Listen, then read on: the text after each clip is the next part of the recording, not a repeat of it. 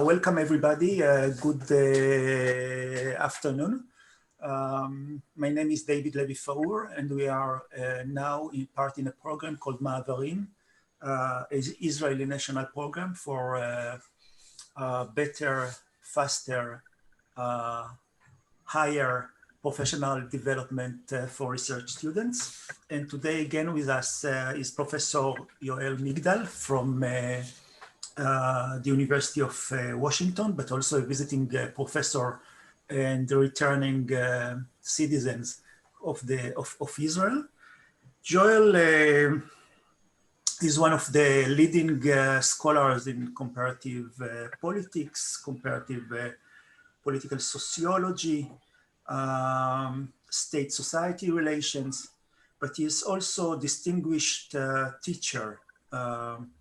He holds the Washington University Distinguished Teaching Award and also the Washington State Government Writers Award and the Marsha Landolt Distinguished Graduate Mentor Award, and also in 2008 in Washington, the Provost Distinguished Lectureship. So thank you very much for coming again to give us this lecture and the series of lectures that you are giving us. Welcome everybody, and the floor is yours. Thank you very much. תודה דוד. אני רוצה לומר שאני ארצה באנגלית, אבל אם אתם רוצים לשאול שאלות בעברית, זה גם טוב.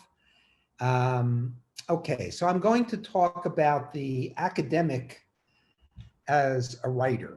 And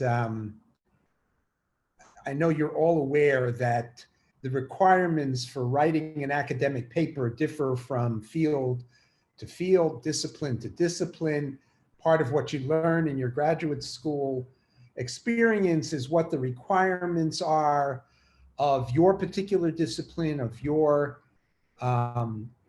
field, and how strictly you have to keep to them. And also journals differ on the requirements of how to organize a paper and so on.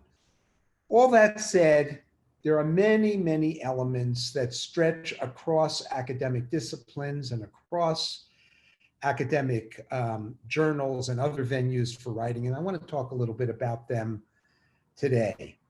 And I want to say also that you share not only with writing requirements with people in different academic fields, you also share elements with non-academic writers, writers of fiction, journalists, and others. And there's a lot to learn from successful non-academic writers. And I urge you to look at some of the better ones. In any case, it's important to think of yourself not only as a researcher, but also as a writer, communicating your findings, your analysis, any innovations you have in as effective a manner as you can. So writing has two elements to it. Number one, you must engage your reader. I'm going to talk more about that. But the fact is, if you write a funding proposal and a person like me gets a stack like this of 300 funding proposals, I'm not going to read every single line of every one. If I am not interested after the first paragraph or two paragraphs, I will toss it. And so it is very important to almost immediately engage the reader. And it's not only in funding proposals, articles are the same. I pick up an article, I'll look at the abstract, I'll look at the first couple of paragraphs. If it's not really interesting to me, if it doesn't somehow grab me, I'm not going to read it. And so the first job of the writer is to make sure that you keep the reader reading and that you engage the reader. It's very, very important. I'll talk more about it. And the second one is I see writing as an act of persuasion. That is, you have to think of your readers as skeptical, as they're wondering, what are you trying to do? I really think about it this way. You want me to think about this issue in another way. Your job as a writer is to persuade them. Writing is persuasion.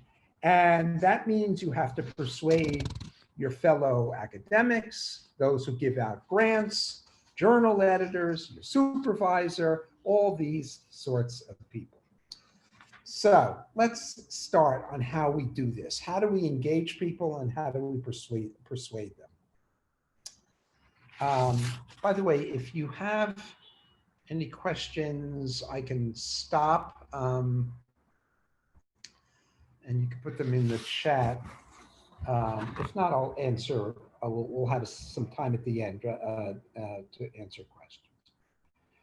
Every effective piece of writing, books, journal articles, grant proposals, memos, whatever it is, has a question.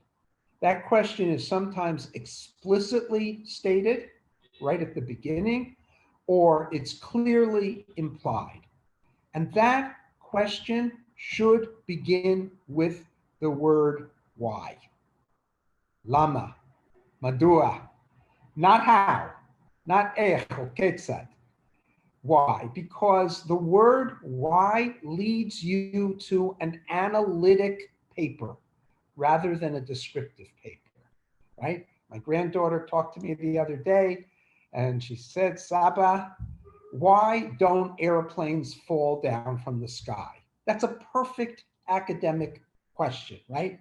And she's only 6 years old.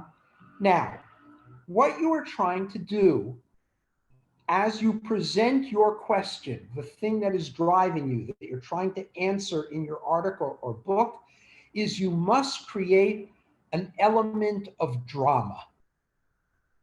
Most academics don't think of themselves as dramatists, but drama is important. Drama is the tension that grabs the reader, keeps them reading, engages them, as I said before. And how do you create drama? What sort of question increases the drama so that the reader will continue to read? And so I think you have to begin to think about the world, whether you're a natural scientist or a social scientist or humanist, you have to think about the world as a very bizarre place. Olam hu muzar ma'od. And so once you develop that notion of the world as bizarre, you then can ask questions about it. Let me give a couple of examples, and I think this will help you see what I'm getting at. In social science, people talk about a century of brutal wars between France and Germany from the middle of the 19th century right through World War II. And then suddenly, each gave up part of their sovereignty to create the European coal and steel community, which eventually led to the European Union. That's bizarre. They fight, and suddenly they are at peace. Another example from social sciences, and then I'll give one from the natural sciences. The central question in social science since the beginning of the 19th century is this. There were a number of world civilizations around the year 1500, different levels of advanced thinking in technology, science, military, and so on. Clearly, Europe, of all the European civilization, of all these civilizations, was at the low end in literacy, technology, trained personnel, almost everything. And now, of course, 2 centuries later, 3 centuries later, Europe is at the top of the game. And the central question in social science, how did this happen? What happened? They were at the bottom. They were the worst, and all of a sudden. And so this kind of question really engages the reader. Yeah, what did happen? Why did this happen? Let's take an example from the hard sciences. You have the Amazon River, in Brazil and into other parts of Latin America, South America. And like almost every other river in that part of the world, the river flows from west to east, okay? But geologists found that in the past, the Amazon flowed in the opposite direction, from east to west. That's bizarre. Why would a river suddenly change the direction of its flow? How? Why? Why did it change its direction? Now, what your job is as a writer is to immediately, best off through an anecdote. I'm going to come back to this notion of anecdote. An anecdote is a little story. To present this question and then back it up with hard evidence. You have to establish, first of all, the interesting element of your story, that is something bizarre is happening and I'm going to explain to you why it happens. And the second thing is you have to give evidence that this is really happening. They have to have confidence in you. I'm going to come back to this again. So often the anecdote or the little story is the way you want to open your writing. It's the way you want to open your article. It's the way you want to open your funding proposal. And then you're going to give later the empirical proof.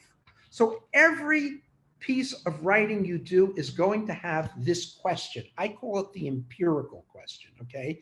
This is the question of why the world is so bizarre in your particular area of research. Every academic paper also has a second question. And that question is, well, I'm not the first person to ask the empirical question. Others have written about it. Either they've written about it explicitly, or they've done it so that I can infer from their theoretical writing or from their writing about some other place that I could extrapolate what their answer to my question is. So you're talking now about the experts in the field, the people that you are really talking to in a narrow circle. The first question is a broad circle of people you're talking to, and the second is a narrow circle, the people who are real experts in the field. And your second question, the question I call the theoretical question, your second question then is, why are they wrong? Why are the experts in your field wrong in answering your question? Now, if they're not wrong, there's no reason for you to write your PhD thesis or your article or whatever it is, right? They've written it, they got the right answer. Why should you write? So here, it is important to note, I'm maybe in the minority here, I'm against the lit review, right? To review what the literature says. Rather than a lit review, what you want to do is carefully examine the existing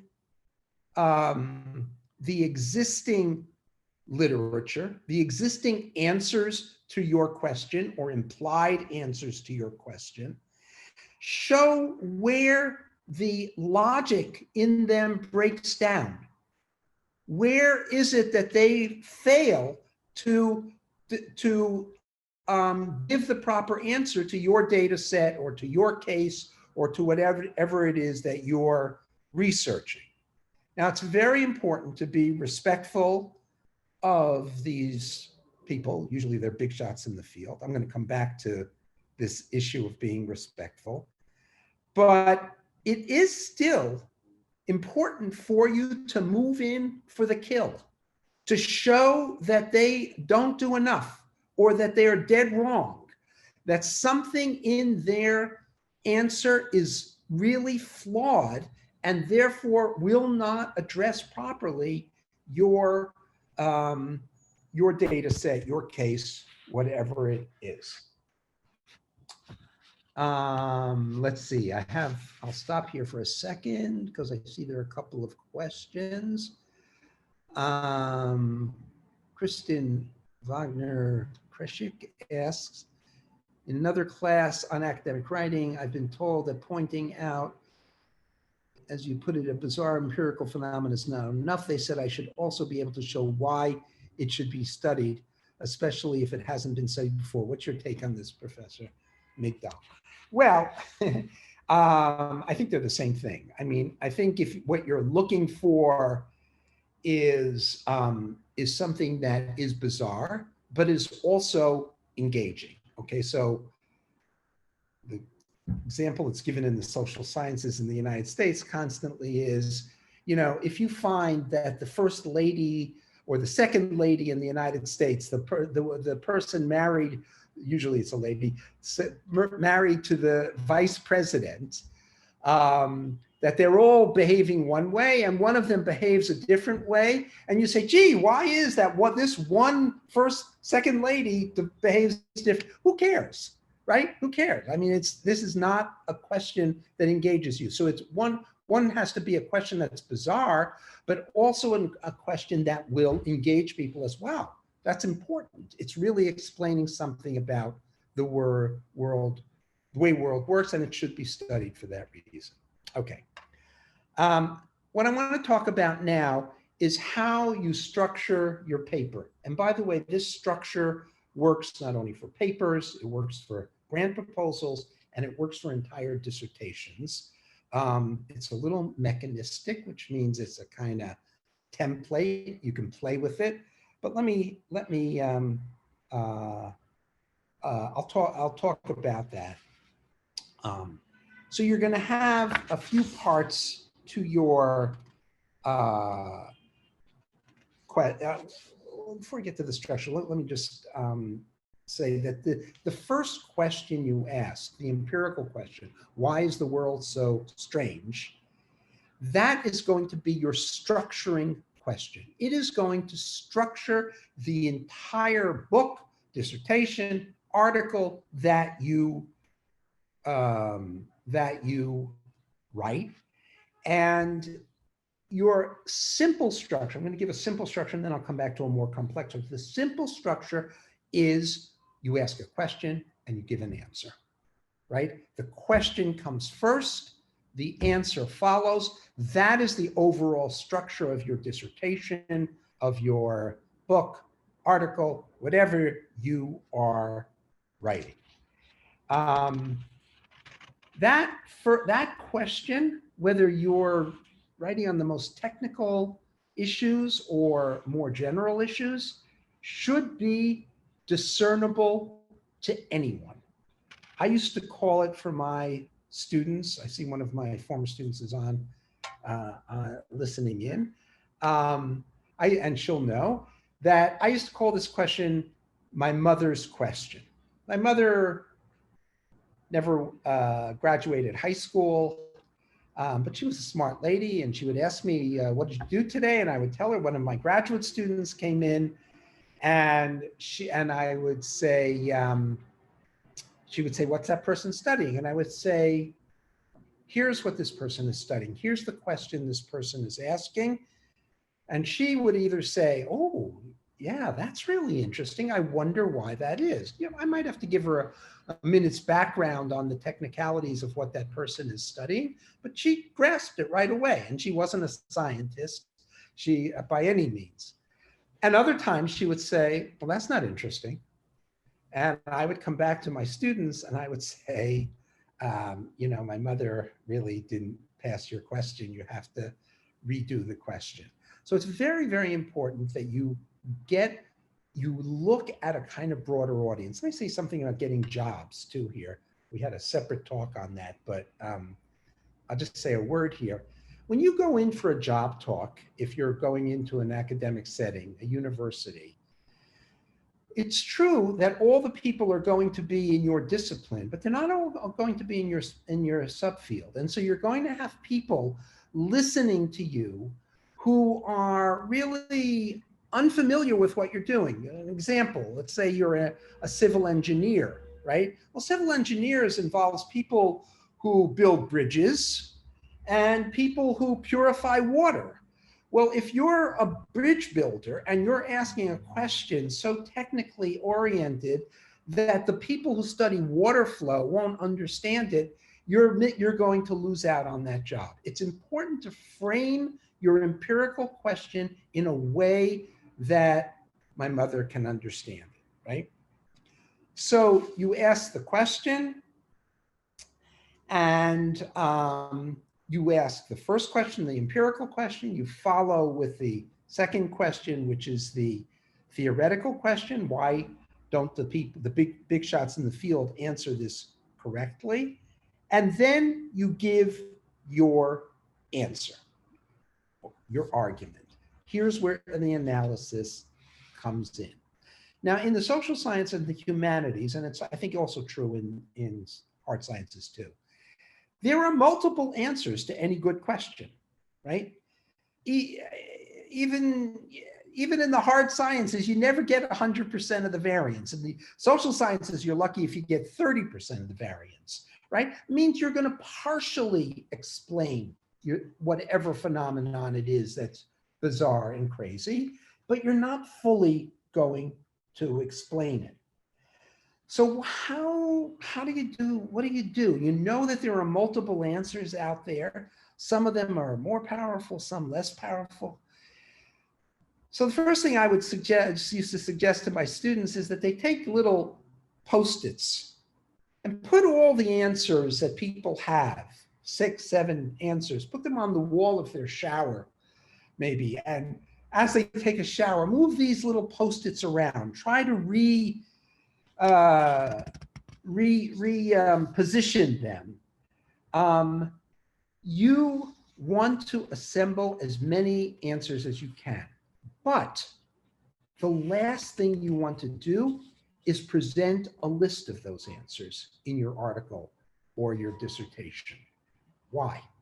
I read this article in Political Science, where I am, and the guy said, I have 19 answers to this question. And then somebody comes to me and says, what's that person's article about? What did they do? And I'll say, well, they asked this very interesting question about whatever it is. And they said, yeah, well, that's interesting. What's the person's answer? I said, well, they have like 19 answers. You really cannot recount what that person is doing. Theory is the ability to recount, to retell the story, to tell something in simple form. You can't just say there were lots of answers to the questions.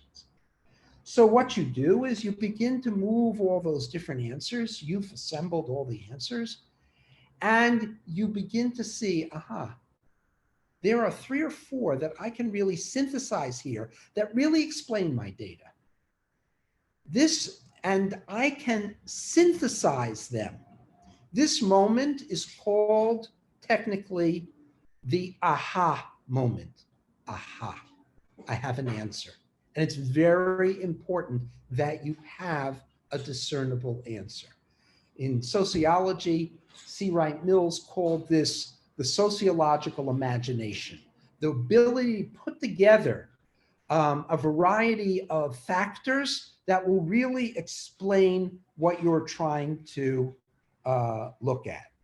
So your argument, and this is very important, and I just was speaking to a hard scientist friend of mine, and he said, I accept so, when he's a reader for a journal, he said, I accept so few articles. Why?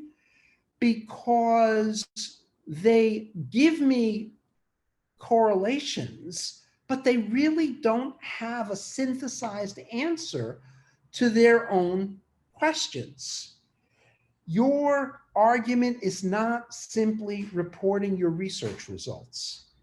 It's something that ties together those results and other results from other secondary literature into a single powerful argument that somebody can repeat after they hear it or read it.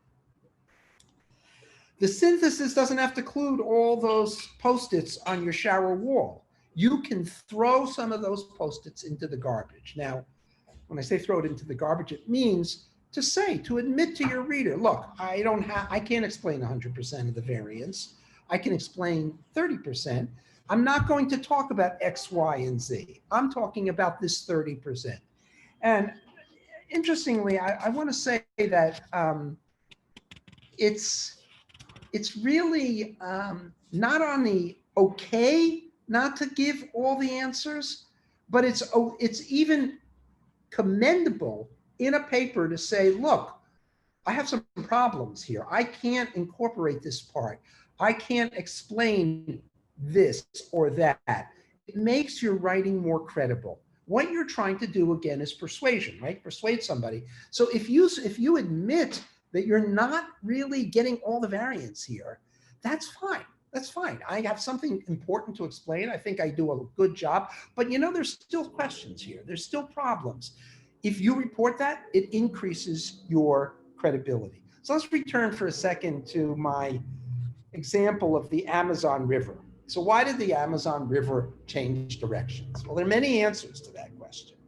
Some hypothesize that there were changes in convection within the Earth's mantle, and this must have driven the change on the surface of the Earth. Others thought maybe it resulted from the breakup of the African continent from South America. One researcher, Dr. Victor Sacek, demonstrated that erosion goes far to explain the enormous shift in the river's direction. And he gives evidence from soil sediments and water flows to back up his argument. Now, he admits that his model, and I'm going to quote him here, fails to fully reproduce the spatial and temporal evolution of the Pebas system, this is the Amazon, as observed in the geological data. And he says further work is needed. In other words, he has a very important answer, a very important factor that it really explains this bizarre phenomenon of the change of direction of the Amazon River. And at the same time, he admits that this is incomplete and flawed. So let me go back to the issue of your credibility, that you have to establish yourself as a credible source. Why should I listen to you? Why? You're giving me some answer. Why is it important? Why would I even think of listening to you?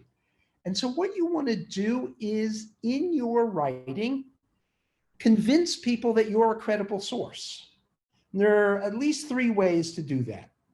One is establish your experience, how much time you spent on the program, a kind of mini bio. If you're a researcher who went to a field site, how many interviews you did, if you had a data set, how you assembled this data set and why this data set is credible, and so on. You then the second thing you want to do, besides establishing your own relationship to the data, is you want to establish your methodology, right? Here's the way I analyze this. And you want to be very clear about your methodology so that you're giving confidence to the reader that you really analyze this correctly. And the third way you establish that is you give strong empirical evidence to every claim that you can in the paper. So let's now talk about writing your paper or writing your dissertation. And writing is not simply a technical exercise of putting your thoughts in your head onto paper. It is much more than that. Writing is thinking. So let's talk now about a more elaborate structure. I gave you a very simple structure before, question, answer. Now I'm going to give you a more elaborate structure that you can use for your dissertation or whatever else. First, you start off with an introduction. And that introduction opens with an anecdote. It opens with a story. It opens with some bizarre thing when you were in the lab that you discovered something, or you discovered something in the archives in the field. Here's an example of such an anecdote, a little story that grabs your reader immediately without all the data, that grabs your reader to sort of say, oh, this is an interesting problem. I wonder if this is a real problem. You'll follow that in a moment. So scientists had clear archaeological evidence of pre-humans like Lucy, which you've heard about, and that they dated Lucy to about 3.2 million years ago. They also had archaeological evidence that actual humans, not pre-humans, but actual humans, could be dated to about 2.3 million years ago. And then one student, an Ethiopian student, his name was Chalachu Seyum, found a jawbone that was neither as developed as the human one of 2.3 million years ago, nor like the pre-human one. Bizarre, he thought. We have these two categories of pre-humans and humans. This is neither. What is it? Now, if one is writing a paper on the evolution from pre-humans to human, you want to start off with the story of this Ethiopian student and the finding of this jawbone. It is the kind of meaty, real-life story that is going to grab your reader. Any story you start with should have, you have to really select carefully, because the story should have embedded in it this bizarre phenomenon that you want to explain, your why question. It has to have it embedded in it. So here's the overall structure. You start with the intro, open with an anecdote. You then very briefly articulate the question specifically. You then talk again very briefly about the scientists who have tried to answer this question, and you're going to show that they fail. You then give a couple of sentences on what you're going to argue or your answer to the question. You say this is the place where you talk about your credibility, your bio, and your methods, and then you lay out the plan for the paper. All this in a paper in a journal would take certainly no more than 2 pages, usually about a page to a page and a half. That's the first thing in the paper. Number 2, you then give your empirical question. You elaborate. And here's where you really bring in your data, where you're giving the very hard evidence that this really is a problem, that it is really a phenomenon that needs explanation, that it's, like I said before, bizarre. Number 3, you then follow up with why the literature got this wrong, why the existing literature cannot explain your data set, your case, whatever it is that you're trying to look at. And here you're bringing in not peripheral people from the field, but the most central people from the field that you can, so that you're trying to address the big shots in the field. Again, not a lit review, but an articulation of how they do or would answer your question, and then why and how they fail. Show where their argument goes wrong. Number 4, the most important part of the paper is your answer, your argument, your evidence for that argument, where you're really elaborating from your research. Number 5, you return to the big shots, the theory, and you say, okay, they were wrong. They had a problem. What can we do to fix this? How can we amend the theory? Or do we have to throw the theory out altogether and I'm going to bring an entirely new theory? Whatever you do, you have to come back to the big shots and address the conversation that has dominated in this field and say how you are going to change that conversation. Okay. Let's see. And finally, the last thing you want to do is a conclusion, as you know, which you recap your question and answer. You try to give some broader conclusions. What is the significance of what you're doing? And raise questions for further research. That's generally then a 6-part outline that you can use in a 10-page article, a 35-page article, and a 100 or 200 or 300-page dissertation or book. Somebody's asking, the anecdote strategy indeed sounds great and engaging, but I have to say I rarely see it in articles.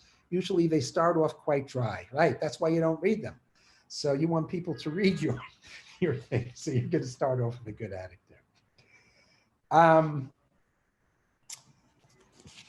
Pitfalls. What are some of the problems? Addressing this one, don't wait too long to make your question clear. Don't start off with the history of the field, with background. Background really does not help you. You want immediately to, as quickly as you can, to get the reader engaged with your question. They are going to decide at that point, reading your abstract or your first paragraph or whatever it is, whether they're going to go on reading. And really, you know how much material is out there. You can't read everything. And so people are constantly making decisions. Starting off dry is not the answer. And don't frame your work as filling in a gap. In other words, others have shown A, some have shown C, I'm going to show B. That's boring. It does not excite the reader. That is not really the way you want to frame the research you're doing. So let me conclude here, and then we can ask some more questions or hear your own experiences.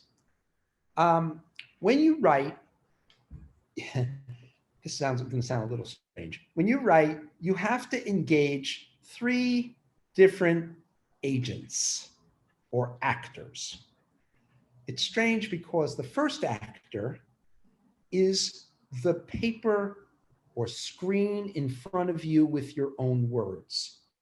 And what I mean by that is you have to let what you have already written speak to you.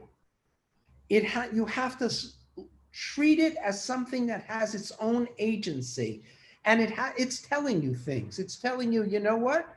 I'm not really located in the right spot. I have to be, or it doesn't, I don't follow from the last paragraph here.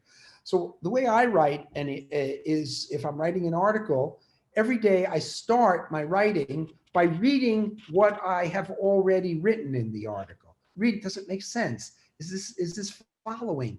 What is it telling me here? And you're really trying to, in a sense, dissociate yourself from what you've written, because so much is in your head that it seems obvious and clear to you, right? Where it wouldn't be clear to someone else. And so you really want to dissociate yourself, treat the writing as something alien, foreign, something out there that talks to you. The second actor you deal with, or actors, is the experts in the field, those people you're criticizing or their acolytes. And here, I want to be very clear. You cannot dismiss them in the sentence. And that's a very, very common thing that's done by academic writers. Oh, this person doesn't take into account X or psychology or whatever it is. That's setting up a straw man. Straw man means that you're really not engaging the person's argument. You have to treat those people you're criticizing, those experts, with respect. You have to write in a way that when you describe their theory or their answer to your question, that they would say to you, yeah, you've presented it fairly. That's really what I'm saying. You really have to also be very respectful of them, that they have worked hard and thought about this. Maybe they've not seen everything. Maybe they missed something major, but you want to treat them respectfully by looking at their material deeply and clearly. And finally, you're writing, and let me just say another word about the experts. A teacher of mine, Michael Walzer, once said in a class when I was taking with him many, many, many years ago, he said, when I write, what I do is I stop every few paragraphs. He's a political philosopher. And he said, I look up and I see in front of me Montesquieu, Rousseau, Hobbes, Locke, all the famous political philosophers from the last, from in history. And he says to them, these imaginary people in front of him, is it reasonable what I'm saying? Do you buy it? Does that work? Okay. So you're really, in a sense, imagining your audience while you're writing, and you're asking if this will make sense to them, if they're going to buy into what you say. And finally, the third, after your own writing and the experts, is the general audience. Have I written this in a way that's going to engage them? Is it comprehensible to them? And the last word I'll say, and then we'll turn to the questions, is if you are submitting a research proposal, an article, anything in a language that is not your mother tongue, you must use an editor. I know everybody on this screen is really proficient in English, but if it is not your mother language, you must present it to an editor before, or at least an English-speaking, native English-speaking friend before you submit it to a journal. That's really, really important. So I'm going to stop.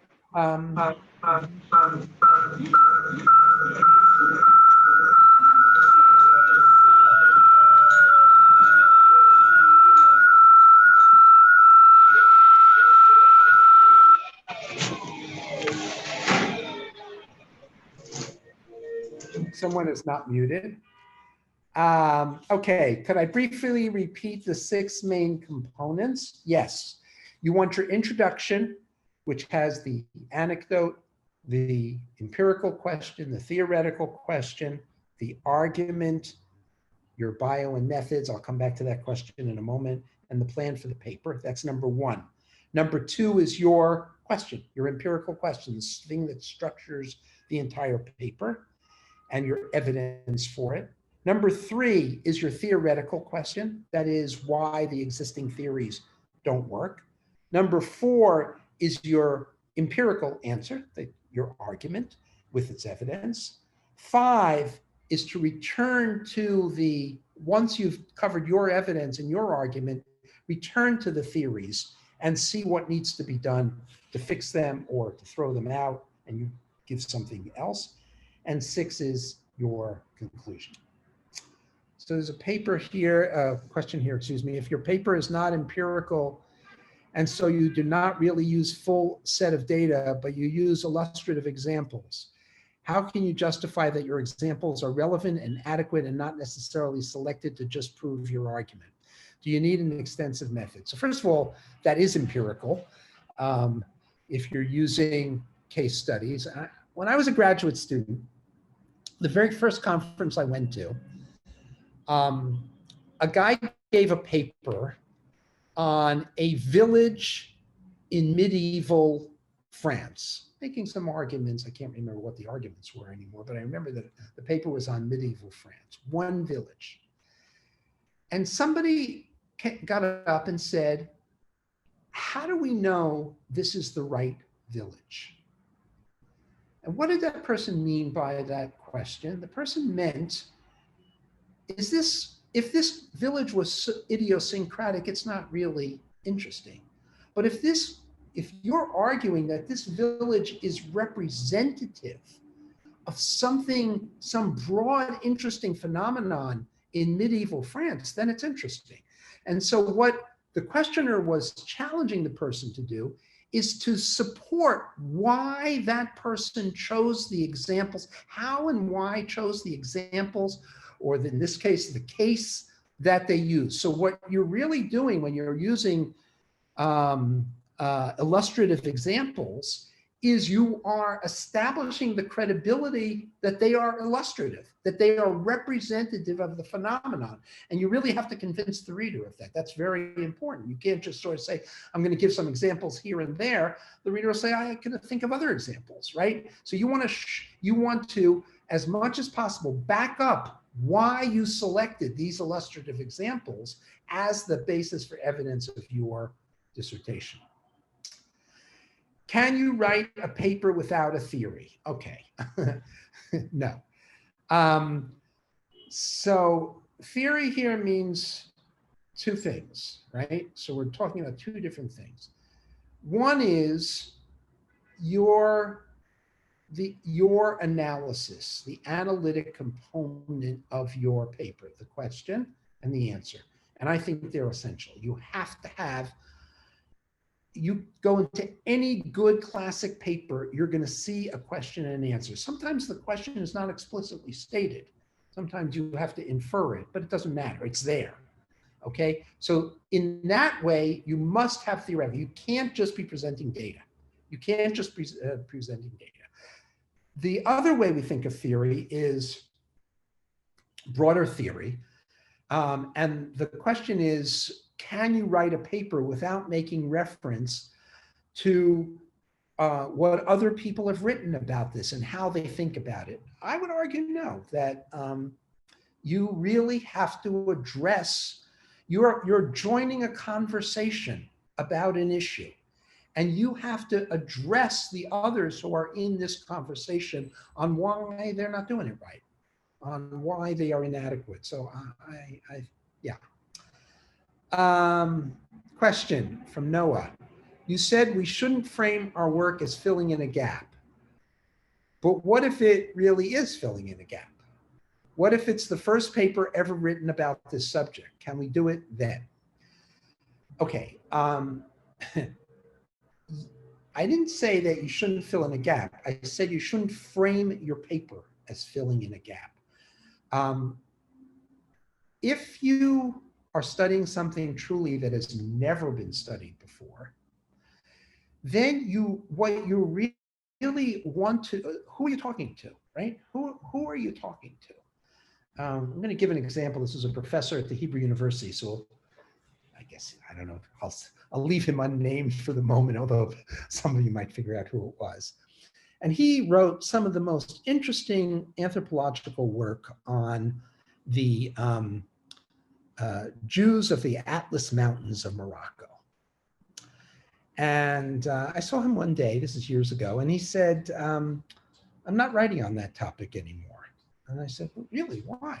He said, because everybody thinks they know about it, and they criticize me all the time, and I don't like to be criticized. By the way, if you don't like to be criticized, get out of academia. It's going to happen. So I said, okay, what are you writing on? He said, I'm writing on the anthropology of blind people. I said, oh, that's interesting. Has anybody ever written on this? He said, no, that's why I'm writing on it. No one can criticize me. Now, I thought that was a kind of inadequate answer on his part, because even if you're writing on something that no one's written on, the anthropology of blind people, you want to put it in a framework where it really relates to other issues, people with disabilities, or I don't know what.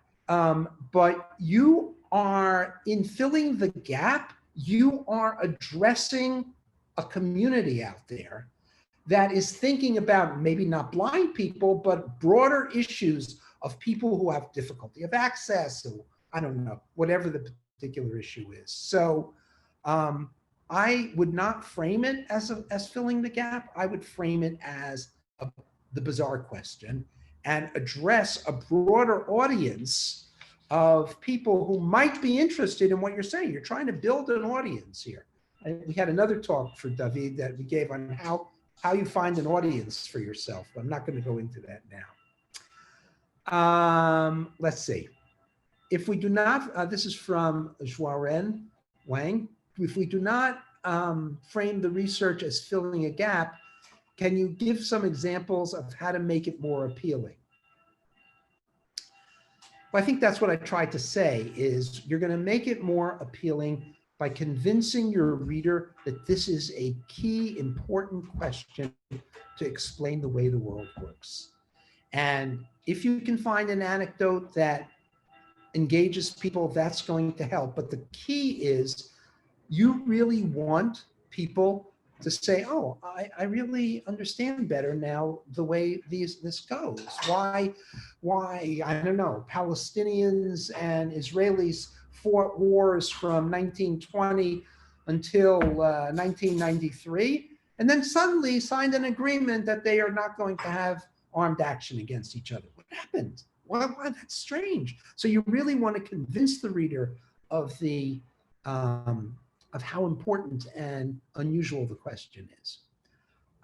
What about special or understudied cases, e.g. unique minorities? Is this enough appealing, or should we also elaborate on why it is important? Yeah, I think that if you're going to study some narrowly focused question, you want to use that question as a representation of a broader set of important issues.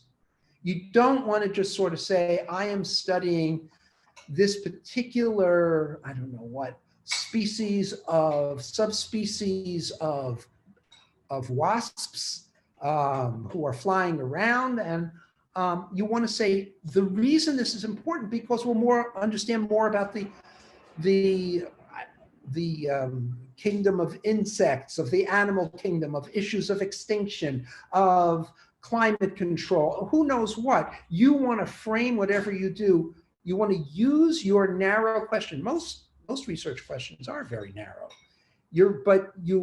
The idea is to frame that question to have broader significance. Can you please talk about some manners and respect, also on answering criticism? Yes. Okay, that's a very good question. And it's a good question to ask in Israel, I think.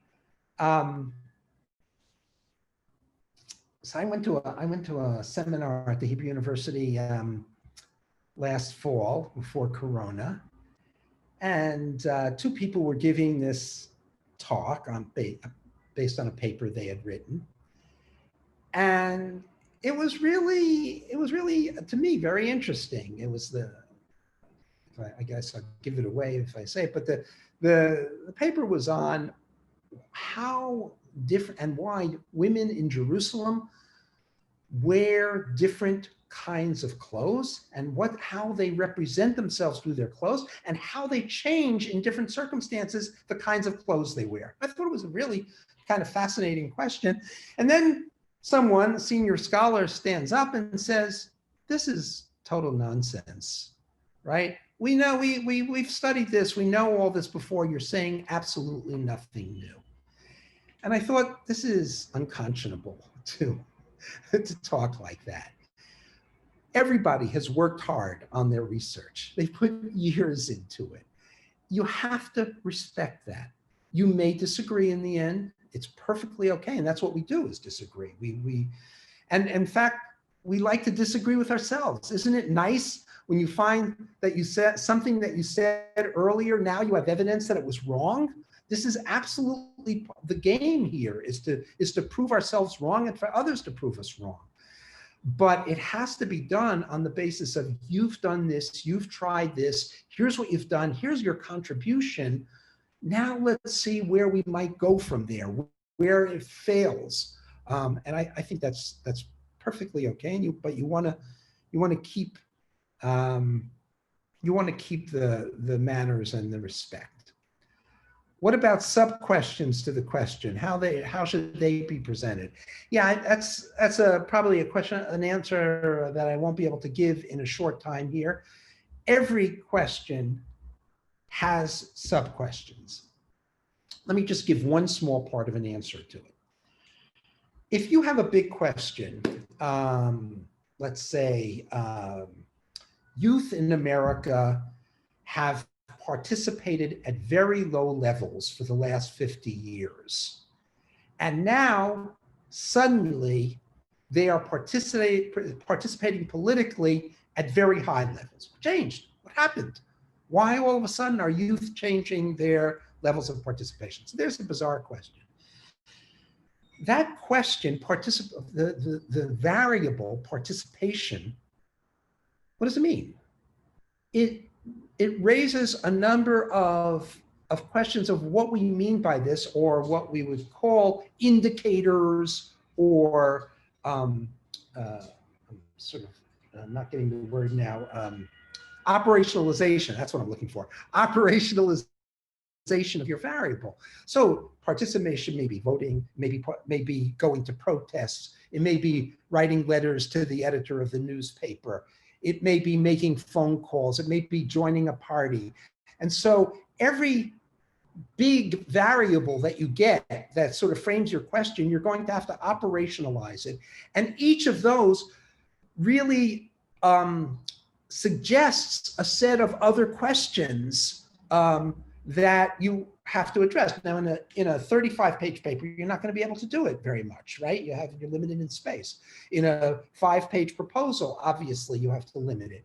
In a dissertation that may be 200 pages long, you're going to be able to. So it's going to vary tremendously by the venue that you're writing in. But yes, you definitely have to raise those questions. And they're usually raised in those two sections of the empirical question you're asking with its evidence and the empirical answer, your argument. I think those were sections 2 and 4 that I gave you of your outline. That's where you're going to raise the sub-questions. It's very important, I'm going to add this even though it's not part of the question, it's very important when you're writing not to let the reader get to a point where they say, what is this related? How is this related to what I in the paper? I'm sort of off on a tangent here. And that comes with sub-questions frequently, that you're going off into a different realm. Very important to keep your reader focused. The reason I'm raising this question is because if we look at it, so you want to look at our bigger question, this is how it's related. You're constantly showing the relationship of what you're doing to your overall question and answer or theory. That's very important. And so that means you want to have transitions constantly. You don't just end a section. You end a section by telling the reader, this is why we did this section, and here's how it's going to relate to the next section, right? These transitions in writing, I call them signposts, right? Signposts to the reader to know where you are and not to get lost. Okay, this is from איילת הר-אבן. אני ממש הייתי רוצה שאמא שלך תגיד שהשאלה שלי מעניינת. חבל שהיא עדיין לא בחיים. אבל נדמה לי שלא תמיד אפשר להגיע לשאלה הספציפית תוך 2 פסקאות. איך עושים את זה אם מדובר בשאלה מאוד נקודתית בתיאוריה? אני מרגישה שצריך להציג קודם את התיאוריות הקיימות. No, I don't think so. Joel, can you repeat the question in English, because we have English speakers? Yeah, I'm an English speaker. Okay. So Ayelet said, I really hope that my question would be interesting to your mother, my mother. But it seems to me that you can't always come to your question in 2 sentences. How do you do this if we're talking about a question that has many points to it in theory? I feel that one has to present the theories first. And I would say, don't do it. You're going to lose your readers. If you can't state your argument in a couple of sentences, maybe not 2, maybe 3 or 4, then there's something wrong. You haven't then come to your aha. You haven't synthesized enough, because remember, what you're trying to do is get your reader to the point where the reader finishes your piece, your article, your proposal and turns to someone sitting next to them and says, oh, I just read the most interesting proposal. Really, what is it? And the reader, not looking back at the paper, has to be able to repeat what the central question is and what the central argument is. And if you haven't done that in a paper, you failed. I don't believe that there are subjects that are so complex that we can't do them, we can't explain them in a couple of sentences. Obviously, you're going to then have lots of subpoints and operationalization and tangents that go from it. And you're going to address theory in a variety of ways, but that comes later. First, you have to really have your argument. Now, I don't want to discourage people here too much because I know with my own PhD students in the past, they would do their whole PhD thesis and they would really not have their question yet. They had one that they wrote in their proposal, but it really, when they came home and they came back to me after their research, it was clear that that question had changed. So it may come later, okay? It may come later, and I'll tell a personal story for a second, if I have a moment. I finished my dissertation. I sent it off to a publisher to be published as a book. I rewrote some things and published. And then I was actually working at Tel-Aviv University at the time, and I was playing around with it. And all of a sudden I said, oh my God, here's my question. I had finished the dissertation. I got a high mark on the dissertation. I had gone out to a publisher, and I was just really sort of figuring out the aha. And I quickly wrote the publisher, Princeton University Press, and I said, I've rewritten the first chapter. It really has the question now that I want. Can you substitute it and send it out to the readers? And they did. So it's not something that comes in a moment. It's not something that you necessarily start with, or if you start with it, may modify it, but it has to be there. Other questions? Boy, David, you have a lot of participants here for a rerun. This is you and not myself. I think it's you. Yeah.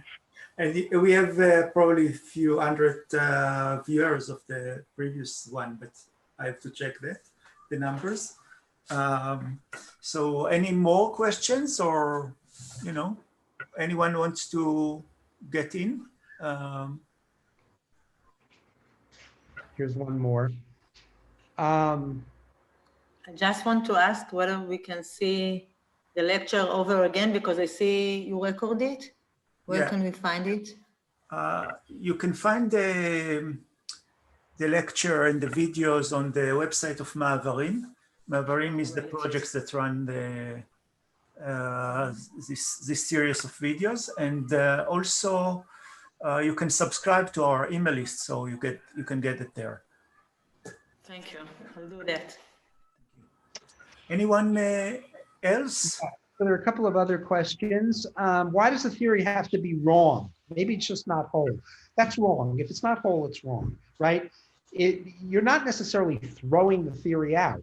You're saying, you know what, this theory explains some things, but I have evidence, I have data here, I have cases, I have illustrations that it's just not working for.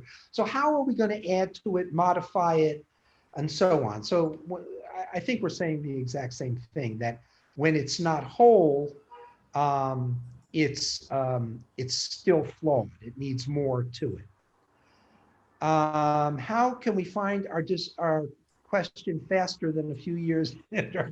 I don't know. I didn't do it, so I wasn't successful. Look, one way you do it is you talk it out with your advisor. I mean, often my students would come in and they would start talking about their research and what they're doing and how they're thinking about it. And I would listen, because I'm an outsider, and I would say, what you're telling me is that this is your question. In other words, it really took the interaction of me and the student talking it out to really clarify the question. So don't be afraid to talk with others, your peers, your advisors, and others to really help you clarify your thinking. I have a lot of thank yous. I don't have any more questions. Are you saying it's possible for your research question to be modified at a point after data collection?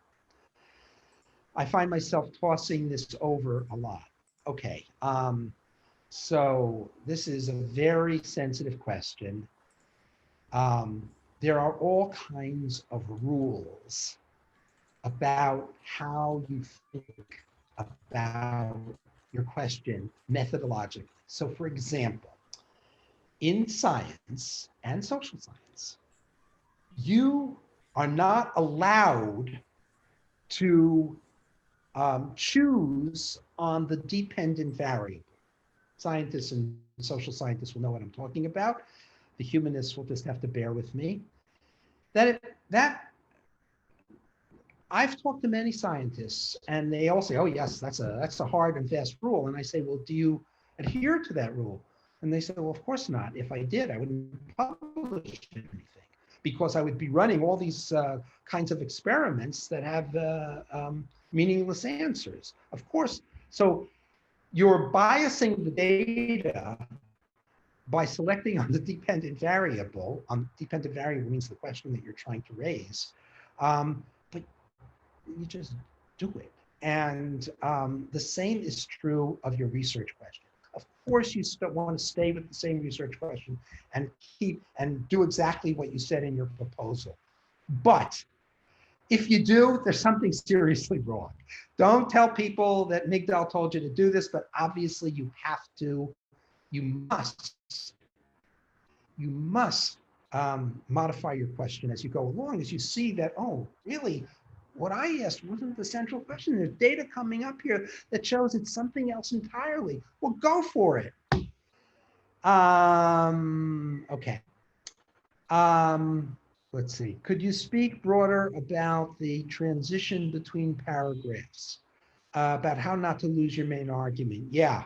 And so what you're trying to do frequently within a paper, by the way, this is even more important in a job talk because it's oral and people are listening. They're not even reading, so they can't even flip back to what you're doing, is to give very frequent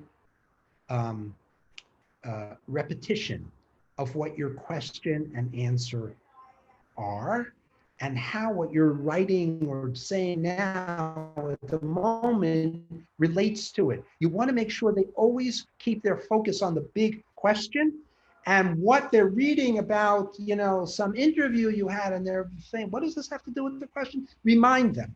And you can do this by developing sections in your writing and making introductions and summaries to those sections so that you keep the reader focused on what the big picture is.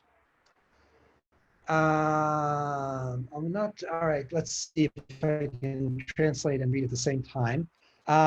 So that the research question will be interesting and understood by everyone. Sometimes there's an inclination to describe and explain the concept, especially if it's less familiar to people. And that really puts people off. Yeah, this is a problem.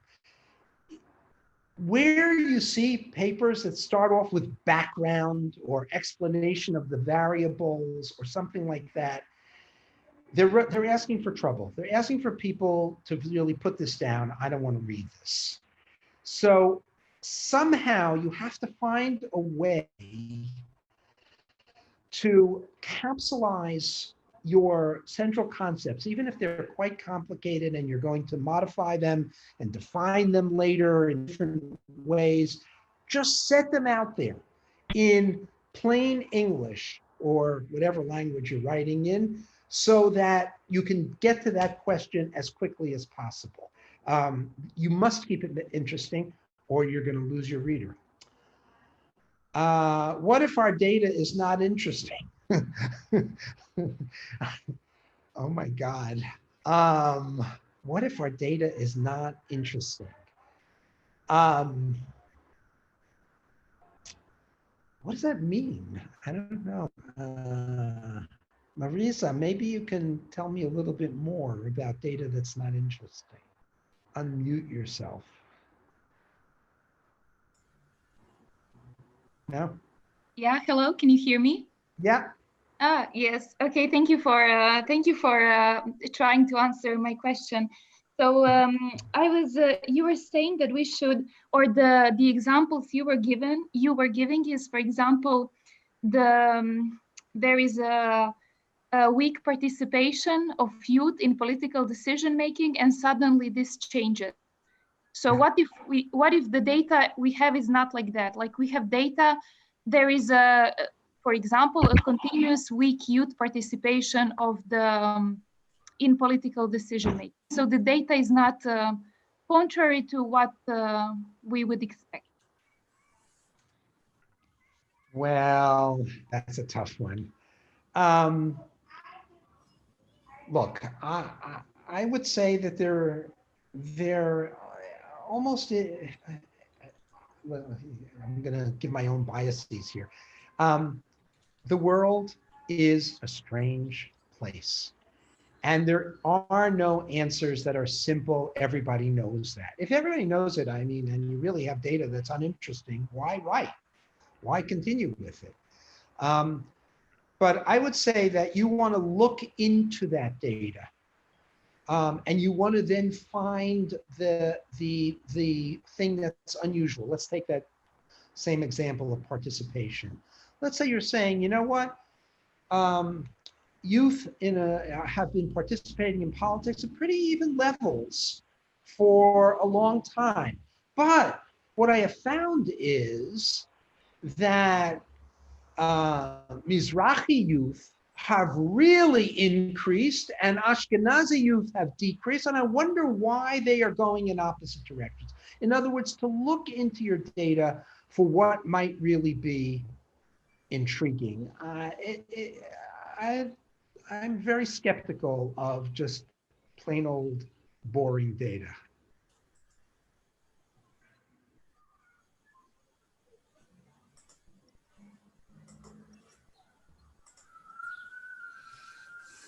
My anecdote will start with, during a global pandemic, sitting in a Zoom lecture with Professor Migdal. Very good, I like that. Yeah, I think, any other questions?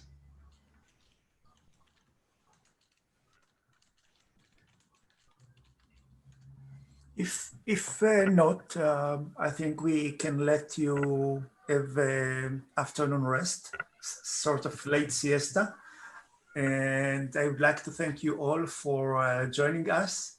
It was a pleasure to have you here, Joel. You are a gifted lecturer and mentor in heart, I know that. Thank you all for being with us. And thank you again, Joel. Well, Bye. thank you, David. And I want to say to all the people who are still on the Zoom that you are very lucky to have David Levy-Faur organizing these things. He's a real unique personality in Israeli academics and really brings together groups that we never thought would have been brought together. So thank you, David. Thank you very much. You know, you made my day. Thank you very much, all. Okay. Bye.